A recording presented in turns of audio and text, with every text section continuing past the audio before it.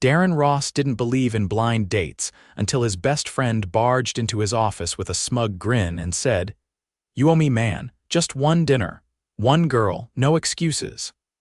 Darren leaned back in his leather chair, the Manhattan skyline glittering behind him through the floor-to-ceiling windows.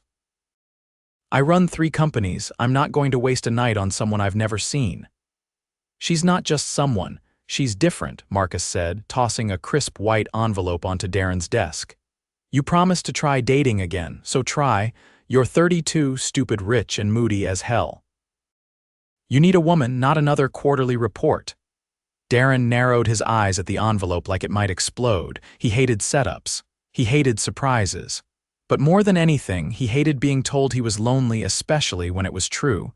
He picked up the envelope, his voice flat. "Where? DeLucas, 7:30. Friday," Darren grunted. "Fine, if she talks about astrology or uses the word vibe more than twice, I'm leaving." Friday night, DeLucas shimmered with soft jazz and candlelight. It was high-end, private, and quiet Darren's kind of place. The waiter led him to a secluded table where a woman was already seated, facing away from him. Then she turned and everything stopped. She wasn't wearing designer labels or dripping in diamonds. She wore a simple, elegant black dress, her dark hair pulled up loosely with strands falling around her face. But it was her eyes that hit him like a sucker punch, deep, expressive, a little guarded. She looked up, surprised. "You're Darren," he blinked. "Yeah, you must be." "Zara." "Zara Greene." He sat down slowly, still watching her. She didn't reach for her phone. She didn't start rambling. She just smiled, a little nervous, and folded her hands on the table.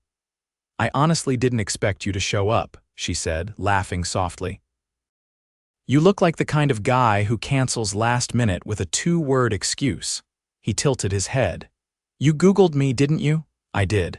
I wasn't sure if I was about to have dinner with a total jerk or just a very bored one." Darren chuckled under his breath. "The jury's still out." Their waiter returned with 2 glasses of wine. Darren noticed how she barely glanced at the menu, how she ordered without hesitation, confident, unpretentious. Nothing about her felt rehearsed. "So," she said, looking him straight in the eyes. "Why'd you agree to this?" he shrugged. "A favor. I didn't expect much." "Well, I'm not here to impress you," she said, sipping her wine. "I don't care how many zeros are in your bank account. I just wanted a nice dinner and maybe a laugh or two." Darren leaned forward, intrigued. "And a laugh or two, huh? That's it?" "That's it." No one had ever talked to him like that. Not at fundraisers. Not at board meetings. Not even at those fake networking events where women knew exactly who he was and exactly what they wanted from him, but she didn't want anything. "So what do you do?" he asked. "I work with kids," she said. "Speech therapy, mostly with kids on the spectrum," he blinked. "Seriously?" "Yeah," she said, tucking a strand of hair behind her ear. "It's not fancy, but I love it. It's real." He didn't say anything for a second. "Then, that's the first real thing I've heard in weeks." After dinner, Darren offered to walk her out. The valet brought his black Aston Martin around, the engine purring. Zara raised an eyebrow. "Subtle. I like cars," he said, clearly. He opened the door for her, but she paused. "I parked just around the corner. I'll walk you then." They strolled under the city lights, quiet for a moment. When they reached her car, she turned. "Well, Darren Ross," she said, "you didn't run out. That's something." "I didn't want to." She looked up at him, eyes softening. "Good night," he hesitated. "Zara, can I see you again?" She seemed surprised. "You really want to?" "I do." She bit her bottom lip, then nodded. "Okay, but next time no tuxedo restaurant, something real," he smiled. "Deal." Over the next few weeks, Darren surprised himself. He made actual time for her. They went to a jazz bar in Brooklyn, walked through Central Park, sat on a rooftop eating pizza out of a box. She was funny, smart, fierce about the things she believed in. She challenged him, and slowly something broke open in him. One night, after she dragged him to a food truck festival and he'd tried mango habanero tacos for the first time, he found himself staring at her while she laughed at something he said. She caught him. "What?" "I don't usually feel like this," he said. "Like what?" "Like I'm not thinking about anything else," she smiled gently. You've always been waiting for something, haven't you? He swallowed hard. Maybe, she reached out, brushing his hand with her fingers. Maybe this is it. 2 days later, she didn't text, she didn't call. She didn't show up to their usual Friday night dinner. Darren waited. For the first time in his life, he was anxious, restless. He drove to her place. Knocked, no answer. He called Marcus. Something's wrong. But later that night, his phone rang. Unknown number. Darren, her voice was shaky. He stood up from his couch, heart thudding. Zara, where are you? I'm sorry. I didn't mean to disappear. Something happened. My mom is sick and I had to fly to Denver. I didn't know how to say it. He exhaled slowly. You could have told me. I didn't want to drag you into it. Zara, he said, voice firm. I don't care what's going on. I want to be there, okay? I want to be with you. She was quiet for a long moment. Okay, she whispered. Okay. 3 weeks later, she was back in New York. He picked her up from the airport himself, no driver, no assistant, just him. In the car, she turned to him. You waited. I told you I would. She reached out and took his hand. That night, he didn't take her to a rooftop or a restaurant. He took her home. His penthouse. The one no woman had ever seen before. He opened the door and she stepped inside, eyes widening at the high ceilings, the marble floors, the glass wall overlooking the city. You live here, she whispered. Yeah. You're not just rich, you're stupid rich, he laughed. Is that bad? No, she said, turning to him, eyes full of something real. It just makes me wonder why you picked me. He stepped closer, his fingers brushing her cheek. I didn't pick you, he said. I found you, or maybe I was waiting for you all this time. She stared at him. I'm falling for you, Zara, her breath caught. Me too, she whispered, and then finally he kissed her, hard, deep. Like everything he'd ever waited for had just walked into his arms and said, I'm here. The morning after Zara stayed at Darren's penthouse, the city outside was hushed with early fog, the skyline blurred like a half-finished painting. Darren stood at the espresso machine in his open kitchen, watching her wander barefoot across his polished floors, wrapped in one of his white shirts. She didn't ask where anything was. She didn't tiptoe around like she didn't belong. Instead, she leaned against the marble island and said, You have 3 types of milk in your fridge but no cereal. That's almost impressive. He glanced over. I don't really eat breakfast. You don't eat, you don't sleep. What do you do exactly? I work. She picked up a grapefruit from the bowl on the counter, rolling it in her hands. You know, I get that you've built an empire or whatever, but when's the last time you did something just because it made you happy? He turned to hand her a mug. Last night. Her fingers brushed his as she took it. That doesn't count, I was involved. You're the only reason it counts. She paused, her smile softening. You're different when you're not wearing a suit. He leaned against the counter. You're different when you're here. That day marked the beginning of something neither of them could name, but both felt forming like lightning in a bottle. Darren didn't try to analyze it. He just kept showing up, at her door, at her clinic. At the corner coffee shop where she liked to sit with a book and ignore the world. He never offered to fix anything. He never tried to sweep her into his world of glass towers and boardrooms. He just listened, asked questions, followed her lead like he knew she'd bolt the second he tried to control the rhythm. One evening, she invited him to a small fundraiser at the community center where she volunteered. He walked in wearing dark jeans and a pressed shirt, no watch, no designer labels. No one recognized him, and he liked it that way. Zara was standing near a table of silent auction baskets, speaking to an older woman with silver braids and a clipboard. Her face lit up when she saw him. You came, she said, brushing invisible lint from his shoulder. I said I would. She introduced him as her friend. Darren didn't correct her. He didn't need a label. Not yet. Later, when they were in the alley behind the building, sharing lukewarm hot cocoa and watching kids run around with glitter on their hands, she asked, You ever think about what your life would have been like if you hadn't made all that money? I used to, he said. Now I just think about what I almost missed out on because of it. She looked over at him, eyebrows raised. You mean me? He nodded. I would have never walked into that restaurant if I wasn't trying to prove something to Marcus. I would have never stayed if you weren't so. She waited. Unpredictable, he finished. Zara bumped her shoulder against his. I'll take that as a compliment. A few days later, Darren was in a conference room on the top floor of his midtown building, surrounded by executives tossing around phrases like acquisition strategy and profit margin alignment, when his phone buzzed twice in quick succession. He ignored it. Then it buzzed again, and again. He glanced down, unknown number. This is Dr. Patel from St. Joseph's. Zara Greene listed you as her emergency contact. His chest went still. He stood up without a word, grabbed his coat, and left the room. The hospital smelled like antiseptic and anxiety. He found the nurses' station and gave them his name. A few minutes later, a woman in green scrubs approached him. She had a fainting episode at work. She's stable now, but we'd like to keep her overnight. Has she been under any unusual stress? She's been managing a lot, he said, jaw tight. When he stepped into the room, Zara was sitting up in bed, pale but alert, with a blanket tucked tightly around her. You're here, she said, voice hoarse. You scared the hell out of me.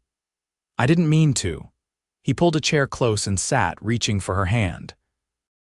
What happened? I skipped lunch. Again, I've been trying to juggle everything, and I guess I pushed too hard.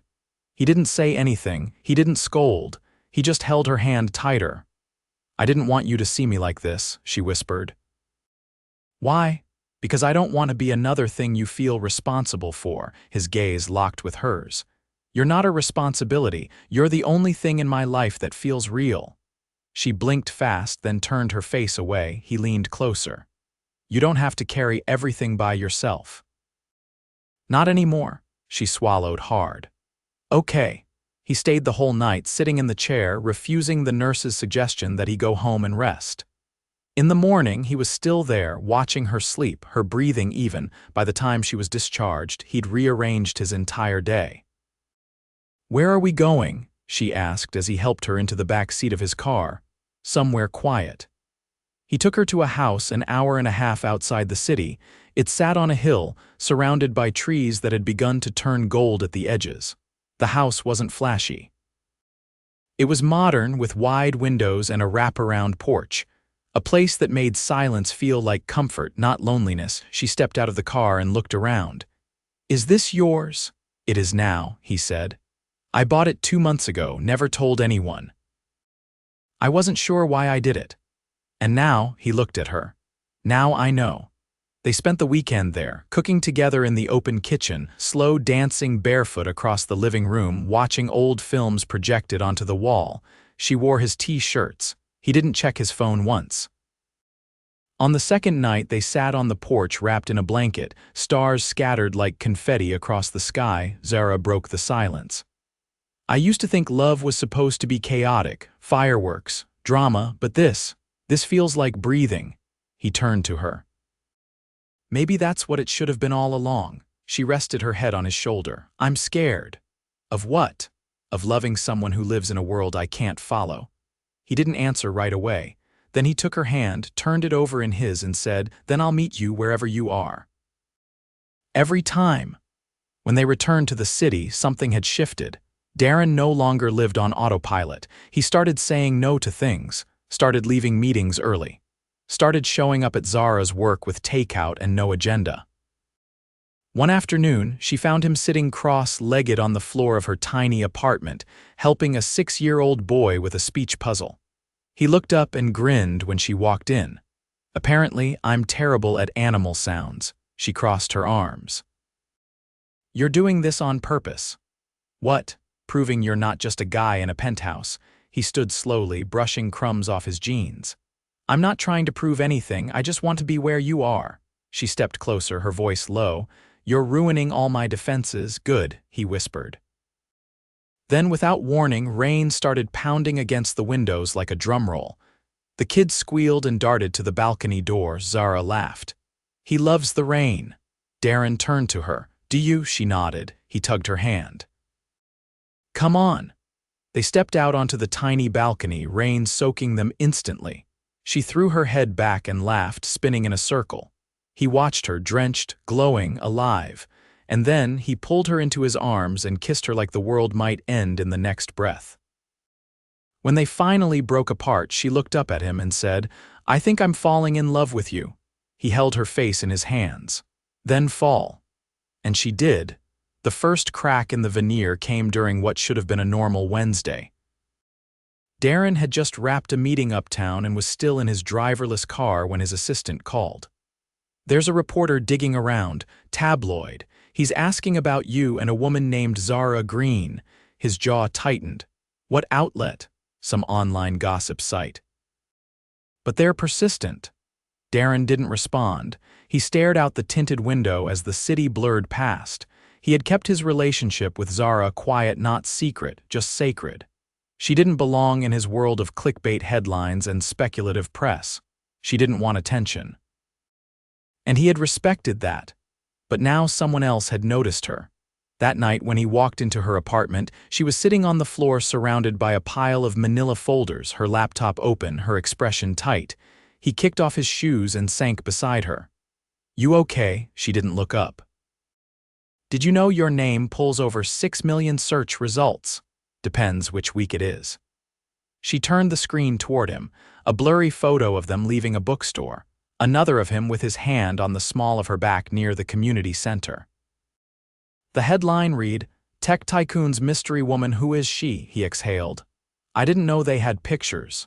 You told me they wouldn't care." "I said they usually don't. I didn't expect this." Her tone sharpened.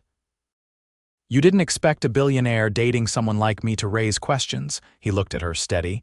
"You're not someone like anything. You're you. That's enough for me." "But is it enough for the rest of the world?" He stood and paced. "I've dealt with this for years. It blows over." "We don't have to respond." "I work with children, Darren. Their parents read headlines. Their funding comes from donors who don't want drama. I can't have my name dragged through whatever version of your world this is." He froze. "You think this is because of me?" She stood too, arms folded. "Isn't it? No, it's because some parasite with a camera thinks other people's lives are entertainment, which means I've become entertainment." "Zara, I just need space." He went still. "You're pushing me away. I'm protecting what I built." "You don't understand what it took to get here." A beat of silence stretched between them, then she said, quieter, "You've always had power, Darren. I've had to fight for mine." He nodded once. "I'm not going to argue, but I'm not going to disappear either." She looked away. "Maybe you should." He left without another word. The next morning he didn't go to work. Instead, he drove to the property upstate and walked the perimeter of the house in silence. The leaves had turned fully now, oranges and reds and browns carpeting the ground. It should have felt peaceful. Instead, it felt hollow. He had always thought silence was his escape. But now it only reminded him of her absence. That weekend, he attended a gala he'd previously declined. It was black tie, full of old money and new sharks pretending to be philanthropists. As soon as he stepped through the marble-lined entrance, conversations paused. People whispered. He didn't care. He found Marcus by the bar and ordered bourbon. "Where's Zara?" Marcus asked. She needed space. Marcus tilted his head. "That doesn't sound mutual." It wasn't. "What happened? The press found us. She wasn't ready." "That's not surprising. She never wanted the spotlight." Darren drank, expression unreadable. "I thought I could shield her." Marcus studied him for a moment. "You never used to care about anyone seeing behind the curtain." "I've never let anyone behind the curtain before." Marcus clapped a hand on his shoulder. "Then maybe it's time you stop trying to control every outcome." Darren didn't answer. Later that night, as guests mingled around auction tables and posed under chandeliers, Darren stepped outside onto the balcony, away from the noise. The city buzzed below. But all he could think about was how quiet her laugh was when she was trying not to wake the neighbors. How she always cut her sandwiches diagonally. How she hummed when she was thinking. He missed her with an ache that refused to dull. The next morning he made a call. By Monday, every mention of Zara had been scrubbed from the gossip site. Paparazzi were issued cease and desist orders. Private investigators traced the leak to a junior employee at a PR firm who'd overheard a conversation. That person was fired before lunch. but none of it fixed what was broken.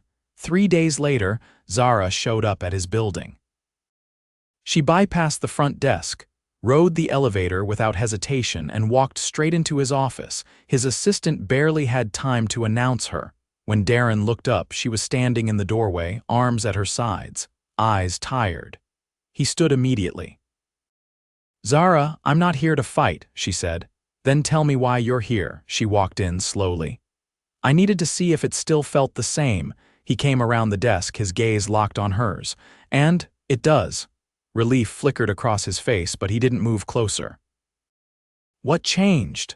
I realized I was punishing the wrong person. "You didn't put me in the headlines, you didn't ask for any of it." "I would have taken it if it meant protecting you." "I know." She stepped closer. "And I didn't want to be protected, I wanted to be respected." "I forgot you already did that." He reached for her hand.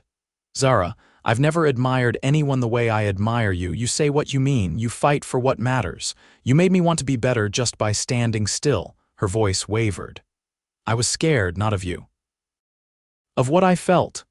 "You think I wasn't?" He pulled her gently into his arms. "I've had everything," he whispered, "but I've never had this." She buried her face in his chest. "I don't want space, I want you." He kissed the top of her head. "Then you have me." No conditions. They stood there, surrounded by glass and steel and the hum of a city that never stopped moving. That night, he didn't take her back to the penthouse. He didn't drive her to the upstate house. He took her to a quiet corner of Queens, to a modest restaurant with cracked booths and the best empanadas in the city. She laughed when she saw it. "You've been holding out on me," he shrugged. "Some places are sacred." After dinner, they walked beneath flickering street lamps, fingers intertwined. There was no performance, no cameras, just them. She looked over. "Can I ask you something? Anything?" "Why me?" He stopped walking. She turned to face him. "Because," he said slowly, "you never looked at me like I was an opportunity. You looked at me like I was a man, just a man. And that made me want to become one worth looking at." She blinked, then. "I think I love you," he smiled, but it was different now, softer, steadier. "I've loved you since you made me eat that terrible habanero taco." She laughed and leaned into him. Later that week, Darren cleared his entire schedule. He took her to a small island off the coast of Maine where they rented a cabin with no Wi-Fi and a fireplace that crackled like a heartbeat. They watched the stars from the dock, wrapped in wool blankets, sipping cider and saying everything they hadn't dared before. Zara leaned against him. "You know what scares me now?" "What?" "That this is real." "It is," he said, "and I'm not going anywhere." She turned to him slowly. He reached into his coat pocket and pulled out a small velvet box, not with fanfare, not with a crowd, just him and her and the sea behind them. He opened it. Inside sat a single ring, simple, elegant, timeless. He didn't kneel, he didn't need to. "Marry me," he said quietly. "Not because it's perfect, not because it's easy, but because I'm yours, and I want the whole world to know it." She stared at the ring, then at him. Then she whispered, "Yes." And everything else, the headlines, the fear, the distance, fell away. The engagement didn't stay quiet for long. Zara hadn't posted about it. Darren hadn't announced it. But 2 days after they returned from the island, a photograph surfaced, grainy, zoomed in, clearly taken from a distance. Zara's hand was in Darren's, and the ring, though understated, gleamed against the light of a dock lantern. The caption reads simply, "Looks like Tech's most elusive bachelor is officially off the market." Zara saw it on a newsstand while grabbing coffee near her clinic. She didn't flinch. She didn't pause. She just paid, took her drink, and walked out into the crisp morning air. When she reached her office, she found Darren already waiting inside, sitting on the windowsill, his coat folded over his arm. "You saw it," he said. "I did." "You all right?" She closed the door behind her and leaned against it. "I'm not hiding anymore. I'm not pretending I don't love you. If people want to whisper, let them whisper." He crossed the room and kissed her forehead. "You shouldn't have to be brave for loving me." She looked up. "But I am. And I will be." That afternoon, he brought her to a townhouse in Brooklyn Heights, a quiet street lined with ivy-covered brownstones and iron railings. When she stepped inside, she blinked at the natural light pouring through the skylights and the way the walls felt untouched, waiting. "I bought it when we came back," he said. "I wanted to give us something that didn't belong to either of our old lives." She moved through the rooms slowly, absorbing the details. Unfinished wood floors, a fireplace with no mantel yet, a garden out back that needed tending. "It was beautiful because it wasn't perfect. It's ours," he added. "If you want it," Zara turned. "You could have just asked me to move in." "I'm not asking you to live in my world, I'm asking you to help me build a new one." Her fingers brushed the banister. "Then we start with this." In the weeks that followed, they moved into the townhouse piece by piece, no moving trucks, no staff, just the two of them and a slow collection of things that mattered. A second-hand record player, a mismatched set of mugs. Books piled on the floor because they couldn't agree on shelves yet. The neighbors waved without recognizing Darren. Children played on the sidewalks. Mornings smelled like fresh bagels and newspaper ink. One Saturday, Zara was painting the guest room while Darren assembled a bookshelf badly. "You're going to break it," she said, laughing as he stared at the instructions like they were written in code. "I run a software company, not a Swedish furniture cartel." She walked over, took the screwdriver from his hand, and began tightening the bolts. "You're lucky I love you," he rested his chin on her shoulder. "I am." That night, as they lay together in the half-furnished bedroom with a bare bulb overhead and a mattress surrounded by unopened boxes, she asked, "What do you want this to look like?" "Us." He thought for a long moment. "I want to wake up beside you and not count the hours. I want to come home and not feel like I left anything behind. I want to argue about groceries and who left the lights on. I want a life that doesn't feel borrowed." Zara turned to face him. "Then that's what we'll build." Spring arrived quietly. Trees bloomed outside their windows and sunlight crept across the floorboards in the early mornings. Zara's clinic expanded. She was offered the chance to spearhead a new program for under-resourced families. It was demanding, but she came home glowing, alive with purpose. One night, Darren watched her fall asleep on the couch, papers in her lap, her hair falling forward. He covered her with a blanket and sat beside her, memorizing the way peace looked on her face. The next morning, he made a call. By the end of the week, the top floor of a nearby brownstone had been converted into a fully funded satellite clinic, complete with therapy rooms, sensory spaces, and a small garden for breaks between sessions. When Zara saw it, she stood in the doorway, stunned. "I didn't ask for this," she said quietly. "I know," Darren replied. "But I've watched you give everything you have to your work. This is so you can give without draining yourself." Her voice caught. "You make it so hard to stay angry. Then I'm doing something right." They walked through the space together, her hand in his. She stopped in front of a wall painted soft green, sunlight warming the wood floors. "This will be the reading room," she said. He smiled. "It already is." That evening, they hosted their first dinner in the townhouse. No press, no gala, just Marcus, his girlfriend, and a few of Zara's colleagues crowded around a table that barely fit in the kitchen. Zara burned the garlic bread. Darren overcooked the pasta. Someone spilled wine on the rug. It was perfect. At the end of the night, Darren leaned against the doorframe, watching Zara laugh with her friends.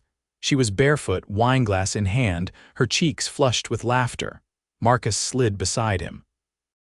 "You look like a man who got everything he wanted." Darren didn't take his eyes off her. "I did." A week later, she came home late, exhausted, and found the living room filled with wildflowers unarranged in buckets like a garden had exploded indoors. She dropped her bag and turned slowly. Darren stepped out from the kitchen, his sleeves rolled, his hands dusted with flour. "There's no special occasion," he said quickly. "I just wanted you to walk in and feel like the world hadn't forgotten how to surprise you." She walked over and kissed him, slow and deep. "You're the moment," she said against his lips. "You always were." That night, while the city glowed beyond their windows and the scent of peonies filled the air, she curled against him on the couch, her head on his chest. "Do you still think we're too different?" he asked, brushing her arm. "No," she said. "I think we're exactly the same where it matters." Sometimes, people asked how they met. Zara would say, A blind date I didn't want to go on. Darren would laugh and say, the best decision someone else ever made for me.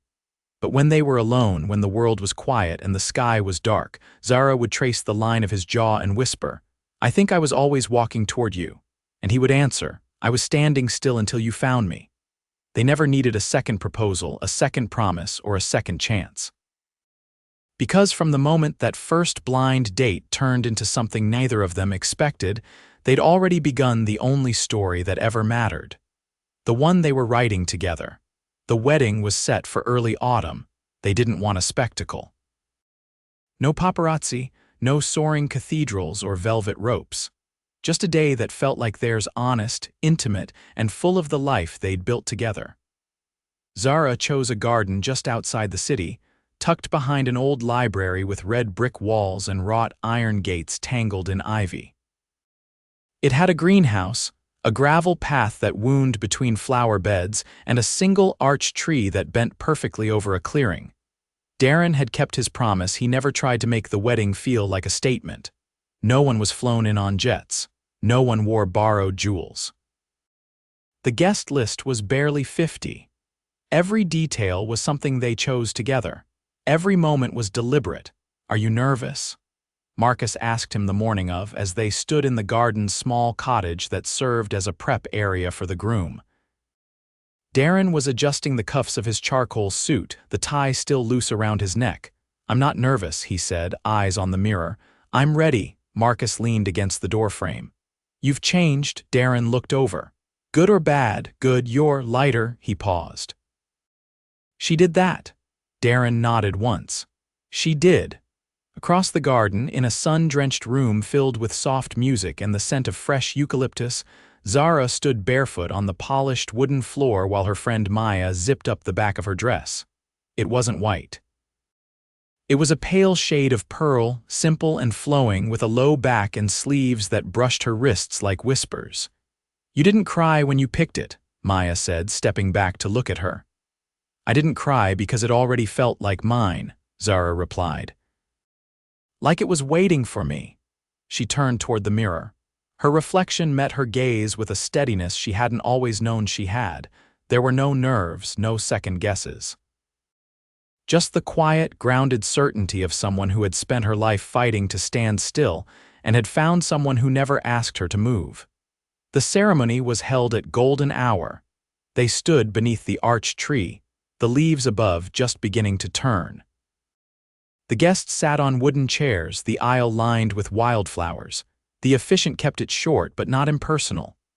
Every word landed like a note in a familiar song. When it was time for vows, Darren took her hands.